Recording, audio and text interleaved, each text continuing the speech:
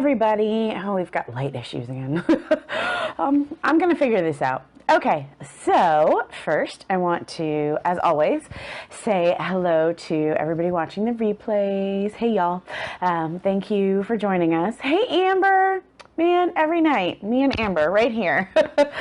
Okay, so tonight, one of the things that I wanted to talk about, or the main thing that I wanted to talk about was, hi, sweetheart, was activating your village, because that's what we're doing all week, is how to ask for help. And tonight, it's how to ask for help at work. Now, I work from home. I work from home now, but I didn't always.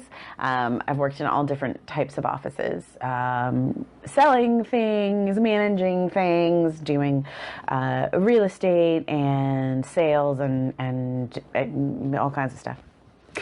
So, but I also right now work from home as a entrepreneur slash solopreneur. So there isn't anyone in my work village, right?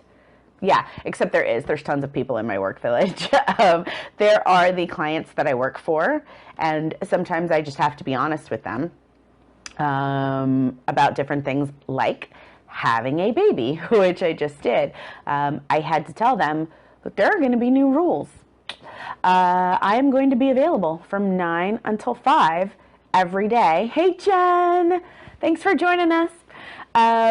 So yeah, new rules when I had my daughter. I sent out an email to all of my clients saying, hey, look, I'm going to be available from 9 until 5 unless there is an emergency. These are the things that are emergencies, and I listed them out. Because what had been happening before that was I was answering emails. Hey, sweetie. I was answering emails at 2 o'clock in the morning. I was answering emails at midnight. I was answering emails at 6:30 or 7. I was answering emails at dinner. It was ridiculous. I was always available, and I had trained them to think that I should always be available. Yeah, Jen, yeah, exactly. But it was my fault. It was totally my fault. So I had to retrain my clients that I was working with. I had to retrain them on how to expect a response from me and how to respect my time, because I had to respect my time. It's the only reason that they should is if I did. That works on a number of levels. Just you basically respecting your time and you being honest about what you can and cannot do is going to be one of the things that is going to help you put together a work village and help them help you. One of the things that annoyed me the most my entire life working in offices were the people who said they could do something, said they would handle it, said they could hit the deadline, said they could XYZ, and then never came through. Not the people who every once in a while were human and, oh goodness, something happens, that's fine. I'm talking about the people who never come through, but always step up and want to be the ones chosen for the project, the client, the meeting, the whatever it is, and then they just can't get it done. Those people make you crazy. The people that I respected, all throughout my life, are the people who are like, nope, can't do that. No apologies, no guilt, no this is why, no this, you'd be sitting in a meeting and it would be, hey, this is the thing that we need to get done. Who wants to take this project or take this thing? And there was always a couple of people who really, really wanted it and wanted to grab it and wanted to run with it and were excited. One person who felt like they should, even though they were already overloaded and were never going to be able to get this done, and it was just going to end up being a huge headache for everybody else. And then there was somebody, it's usually a guy, who was like, no. And this is where I'm going to talk to you. Normally, I think that self-care doesn't really have a gender or a race but this is where I'm going to talk to women really quick. Stop saying yes to things that you don't need to say yes to. Yes. Guys tend to just think, I don't want to do that. I'm not going to do that. Women, in my experience, not always, tend to think, no one is stepping up and this thing needs to get done and, okay, sure, I'll do it. Don't do that. Don't do that. Unless there is a promotion on the line, unless you know that this is the last thing that you need to do before you get moved up to the next level, unless you have a really good reason for doing that. Jen, put your hand down. And keep your hand down in every meeting unless the project excites you, unless it's something that you really, really want to do. Don't do it. Do not do it, because what ends up happening is that you are now stressed, you are tired, you are in a crappy mood. When other people want you to become part of their work village and when they need to be able to rely on you, you are much less open and willing to give of your time and give of yourself because you just don't have it to give. You are stretched thin and you are probably not that much fun to work with. On the other hand, the person who's like, nah, not interested, then when they do say, yeah, I can take that, I can do that, they know that they have the time. Their bosses and coworkers and everybody around them knows that if they're stepping up and they want it, then they must really want it, and knows that you're going to knock it out of the park. It's much more important to do one or two things and kill them than it is to be a little part of everything. You don't have to help everybody. That's not your job, unless you're an assistant, and then that is your job. But unless that is actually in your job title, it's not your job. So I know that that sounds kind of counterintuitive, how stepping back and not doing things, how is that going to help you build your village? But like I said, the more that you step back, the more time you have. The way to build your village is by giving to others, but you want to do that selectively. You don't want to help the people who are doing what I just said. People who are getting themselves in way over their head constantly and for no real good reason. If you start saving them, then they're going to start depending on you to save them. And again, that is not productive. That doesn't help you. Then when you go, oh crap, I really need help, I'm really having a bad week, month, day, they're not going to be available to come back. I know that this sounds I feel like this sounds kind of mean or selfish, but you really, too bad if it is. You need to look at this transactionally. See, Jen, it's not cool. You need to look at this as what can you give and what can you get? And those things, while they don't have to be equal every single day, at the end of the relationship, when you look at it over months and years, they should kind of even out. Kind of like, a marriage or a relationship. It's not going to be 50-50 every day. Somebody is always going to need more and somebody's going to be able to give more. But when you look back over the length of the relationship, it should be more of a partnership than one person really carrying the other for a really long time. So let's say that you've cut back on all the extraneous, I'm going to call them crap projects that aren't really exciting you or that you don't really need to be working on. And you've pared things down.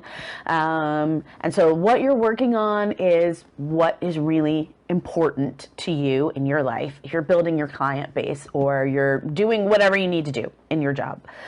And something happens in your life. Or you're just looking around at this project that you've taken on and you're realizing, this is a lot.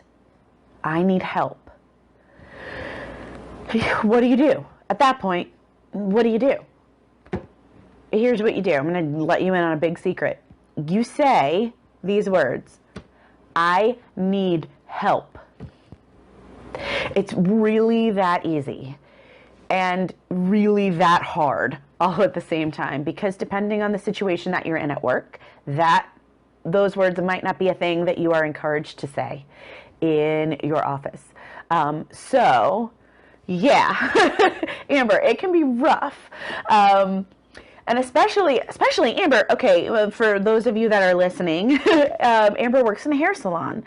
And so it might not always be, if everybody's busy, everybody's working, and all of a sudden Amber needs help, that might not be the easiest thing to do. So this is where, a couple of things. You've pared down already. This is step 2. You have now become the type of person who can normally handle things, so that when you say that, people are going to go, oh, crap. Oh, right. So, right, exactly, Amber. Amber's not used to asking for help for anything. So when you do, people are going to know that you're serious. Nobody is going to say, oh, God, Amber can't handle it again. That's not the way it goes, because you don't ever ask for anything. So by the time you do ask for something, first of all, they're going to feel shocked. And then they're going to feel what most people feel when you ask for their help, is kind of proud that, you know, she couldn't do it without me. You know, Amber was trying to do that thing, but she couldn't do that thing because she really needed me to help her do the thing. She, you know. And people everybody likes that. Everybody likes to feel needed. Everybody likes to feel like an expert. Everybody likes to feel like they saved the day. So when you do need that kind of help, the best thing to do is just be super honest about it. And you go up to whoever it is that can help you, or you send the email or the text, or you make the phone call, or whatever it is, and just say, I need help. This is what's going on. Be as factual as possible, and do it as early as possible. And this is especially for you, Amber, because people who are bad at asking for help tend to not ask for help until it's a crisis. Don't do that. The second that you feel like, oh, this is not working, I should not be doing this on my own, or this would go so much better if I had an extra pair of hands, ask for the extra pair of hands right then. Because what you're asking for then is 5 minutes of help. Okay, we're going to do this. Okay, we're going to practice. What you're asking for at the beginning is 5 minutes of help. What you're asking for in the crisis is 5 hours of help. If somebody were coming to you, would you rather give them the 5 minutes? Or would you rather give them the 5 hours? And this is, yes, this is in everything. This is in everything. And I'm going to use an example from my life from today. Right, you would much rather give them the 5 minutes. We all do this. God, I suck at this. But I'm practicing, and I said it today, and it felt really good once I got it out. It felt horrible when it was in my head. When I was screaming it in my head, it felt horrible. That feeling that you were talking about, Amber, of like it being choked up right here, it stops right there, and you just can't get it past your lips. It's so close, and you know that you need to say it. I was home today all afternoon with my son, who was trying to crawl back inside me into the womb for some reason, and my daughter, who decided that she hated every single thing about me and did not want to be touched, except she's 5 months old and she can't do anything on her own. I also had 2 meetings this morning with clients. Yes, I also had 2 meetings this morning with potential clients who needed me to get back to them today with answers about things that we were, questions, business questions. So I spent about 4 hours feeling like I was drowning, like literally feeling like I was drowning, like I could not peel these children off of me, and I couldn't get anything done, and there wasn't anybody here to ask for help. Everybody who was in my village was working their real work today, and I knew that when Adam came home, we were going to have a conversation, because I knew that moving forward, the things that we had thought were going to work were not going to work. So how do you have that conversation? How do you have that, hey, hun, remember when I said I could totally handle this and it was not going to be a problem at all?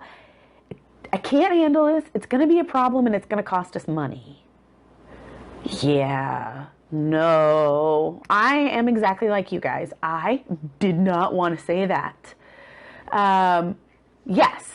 Okay. We're going to work on the response too.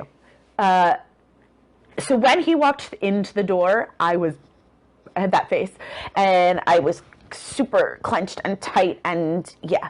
And I was kicking myself, because what I realized was, yeah, what I realized was that I knew that this was coming for a couple weeks now. This has been coming for a couple of weeks. And instead of being able to sit down and say, I already looked at babysitters, I already have an idea of how much it's going to cost for us to get help, or I already looked at house cleaning, or I already looked at this and that, and I've already gamed this whole thing out, and here's a budget, and here's a plan, and instead of me going into the conversation feeling strong and feeling like, yes, I was asking for help, but I had a strategy and I was in control of that conversation. Instead of doing all of that, what came out was, I can't do this anymore. I need help. Really? You see this face? That was the face I was giving myself while I was saying it. I mean, it was ridiculous.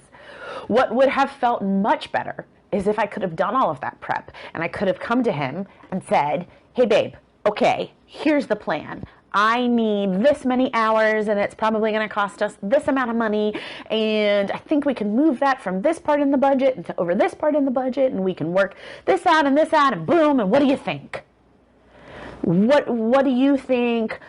Give me your thoughts on this plan instead of, please, please, please help me. So Amber, when you were talking about it getting choked up and it coming in right here, sometimes that's just because of the way that we're asking for help, because we're waiting until it's a crisis and we're waiting until we just can't handle things anymore. And then you have to go to somebody and you're like, I really need your help. And then they give you that, well, I guess so. And it feels like a slap in the face, and it feels like a no. It feels like you're imposing, even if it's somebody that you work with, or even if it's somebody that is in your life that is supposed to have your back and be supportive. Somebody that you're co-parenting with, somebody who's in your family. Oh, please don't get me started on family. Somebody, that you're supposed to be able to lean on. This works for everybody. It is much more effective if you see the problem is starting to happen before you're in that crisis mode, before you really need help. If you can go to somebody and say, all right, this is what's going on, right? We could talk about family, Jen, for years. We don't have that kind of time. But if you could see that, I'm just going to use a project at work. You're starting a project at work. You start to realize a couple of days in that this is bigger than just one person. Now, you could push yourself and you could decide, all right, I'm just going to come in early. I'm going to stay late. I don't have to do this thing with my friend and that thing with that other friend. I can cut this out of my social life. I can stop going to the gym. I can just focus. Then it's 3 days before the deadline for the thing, and you have to ask for help because it's never going to get done if you don't ask for help. And everybody is looking at you like, ugh. Or you've just started it. It's a day or two in. You're starting to strategize and game the whole thing out, and you realize, whoa, this is bigger. And then I thought, and I need help. Then you can start thinking about what is the specific help that you need. And you can say, who is the best person to give me this specific help? Not necessarily who should be helping me.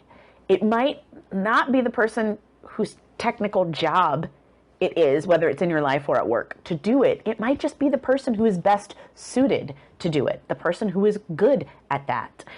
So it might mean going to a coworker instead of your boss, because your coworker is better at it and is generally more willing to help you out. So you want to match the ask with the person, and then you want to go to them with a plan. You want to say, Jen, I am struggling with this project, and I know that you are really good at Excel, and if you could take these two things off of my plate, that would really help. I would be able to get this done. I think they're probably going to take somewhere between 10 minutes and an hour. Do you have 10 minutes or an hour sometime in the next 3 weeks to help me out, or sometime in the next day, or whatever. So you're giving them specifics. You're letting them know why you picked them. I am asking you because you are good at X or Y or Z. What you are not doing is apologizing. Don't bring I'm sorry into that conversation, because you're not. Your job in whatever business it is or in your life is to get everything done that you can, as efficiently as you can, and with as much, quite honestly, joy as you can. You're not sorry for bringing an expert onto your team. You're not sorry for giving them the opportunity to help you out. You're not sorry for building this relationship with them. You're not sorry for asking a question, because if they say no, okay, cool. You're not begging, because this is the beginning of the problem and not the end of the problem. Once you're in crisis mode and you're begging, then you might need to apologize. I'm sorry I waited so long. I'm sorry I'm coming to you at the last minute. This will not happen again. Can you help me out? But when you're in the beginning, yes, you are using others' expertise. You are going to the expert in whatever it is. And the great thing is that this works for literally any field. And this can also work when you are talking to clients as well. If there's a scheduling problem, or you're in a meeting with one client, or like Amber, you're working on one client and it is taking way more time than you ever thought, and you have another client waiting. You don't wait until they've been waiting 30 minutes or an hour. You don't do that. You go out as soon as you realize that, you go out there as soon as you realize, oh crap, this is going to take longer, and you tell them immediately. I know you just walked in. Sit down, have some water, have some wine, whatever, you go through your spiel and you let them know this is exactly what's going on. This client, came in and her was a huge mess. She did this dye job at home and now I have to fix it, and this is going to take longer. What can I do? What will work for you? You're the expert on your schedule. You tell me. Do you want to cancel and we start again next week? Do you want to wait? What do you want to do? But you put them in a position of power, and there is no reason for you to apologize when you didn't do anything wrong. Also, as soon as you apologize, people get offended. I don't know why that is the way it works, because it's the opposite of what you're trying to do. What you're trying to do is smooth the situation over, and what you end up doing is offending people, because as soon as you apologize, they assume that you have a reason to apologize. They assume that you're in the wrong. They assume that you screwed up, and hopefully that's not what's happening here. Hopefully you're coming to them way before you've screwed up, way before you're in the wrong about anything. So one last thing that I wanted to talk to you about is what happens if you're new. You've just started working wherever. You've been there a week, you've been there a month, or you've been there a year, and you just really don't know people, and you don't really know how do I have how do I activate a village that I don't have? How do I build a village? If you are very, very, very brand new, it's going to take some time. If you have been there for a while and you just haven't made friends, you probably know way more than you think that you know. It's really hard to work anywhere for any length of time without hearing things. You know who is good at what. Whether you like them or not is a whole other issue. But you know that Jane is good at X, and Steve is good at Y, and Theo is the guy you call for Z. You know those things already. So you know that if you have a problem or an issue or you need help with X, Y, or Z, you know who you're going to. If those are things that you are going to have to work with on a regular basis, then those are relationships that you might want to cultivate. And then that's the kind of person that you might want to ask out for lunch. You can do it in a quick email. If you're like me and you're horrible, I can talk to you guys through my phone, face to face. That's what's happening on the inside every time, which makes it very interesting every time I meet clients. I make myself a little script, and I do a lot by email. There's absolutely nothing wrong with shooting off a quick email and saying, hey, Theo, I know you're really good at Z, and I'm new here, and I kind of, I want to learn.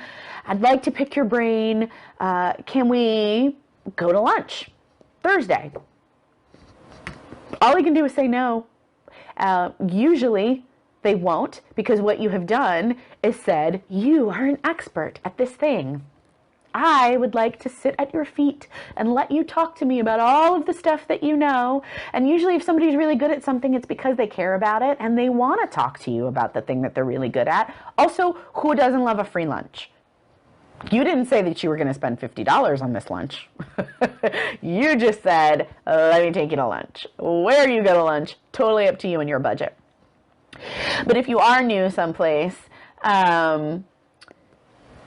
what I would suggest is doing that lunch thing at least once a month, building your village slowly. So, and Amber, I can see that you have a question, but I couldn't see what it is. So type it in and I will definitely answer you because I love you. And I will tell you all the things that I know. And if I don't know, I'll tell you that too. So, and I'll just throw it open to, all three of you, because there's three of us on here. So if anybody has any other questions, I know, but I can't open my Facebook Messenger, sweetie, because I'm on the phone.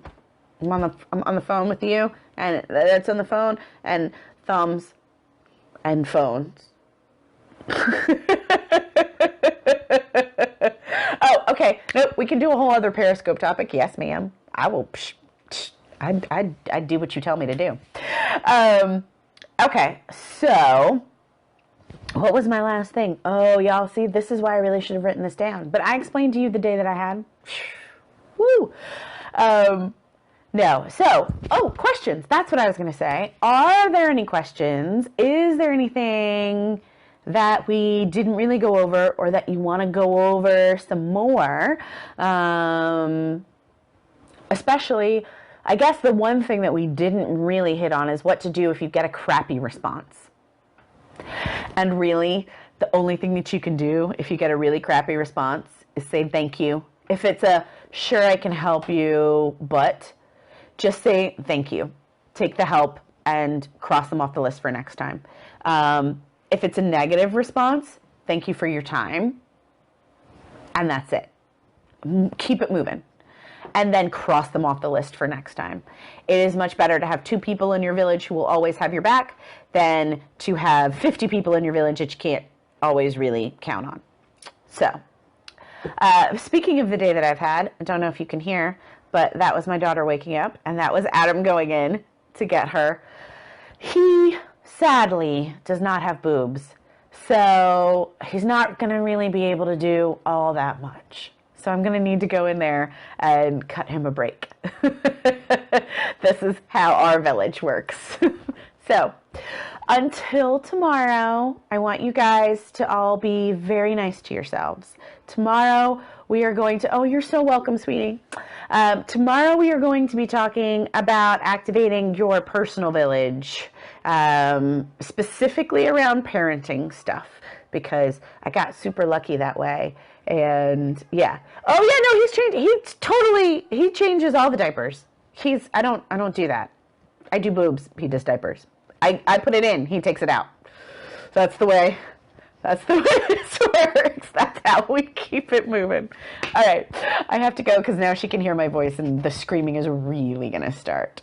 So you guys have a great night. Be nice to yourselves. And I'll talk to you tomorrow about fun parenting stuff. Bye, guys.